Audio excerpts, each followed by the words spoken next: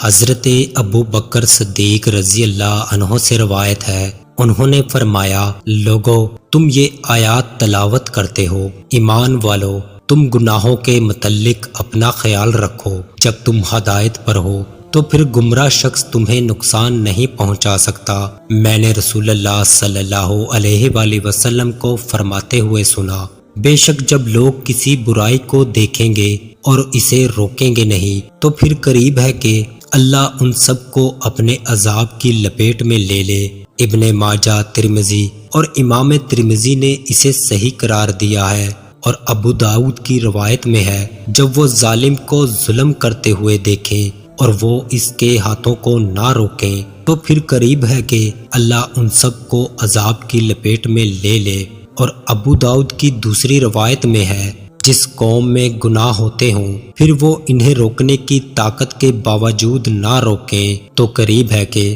اللہ انہیں عذاب کی لپیٹ میں لے لے۔ ایک اور روایت میں ہے، جس قوم کی اقلیت گناہ میں مبتلا ہو جائے اور وہ اکثریت جو گناہت تو نہیں کرتی مگر کرنے والوں کو روکتی بھی نہیں، وہ بھی عذاب سے دوچار ہو جائیں گی۔ راوا ابن ماجہ و ترمذی و ابو داؤد۔ حضرت انس بن عمیرہ رضی اللہ عنہ نبی کریم صلی اللہ علیہ وآلہ وسلم سے روایت کرتے ہیں، آپ صلی اللہ علیہ وآلہ وسلم نے فرمایا، جب زمین پر گناہ کیے جائے اور وہاں موجود شخص اسے ناپسند کرے تو وہ اس شخص کی مانند ہے جو وہاں موجود نہیں، اور جو شخص اس وقت وہاں موجود نہ ہو لیکن وہ اس پر راضی ہو تو وہ اس شخص کی مانند ہے جو وہاں موجود ہو۔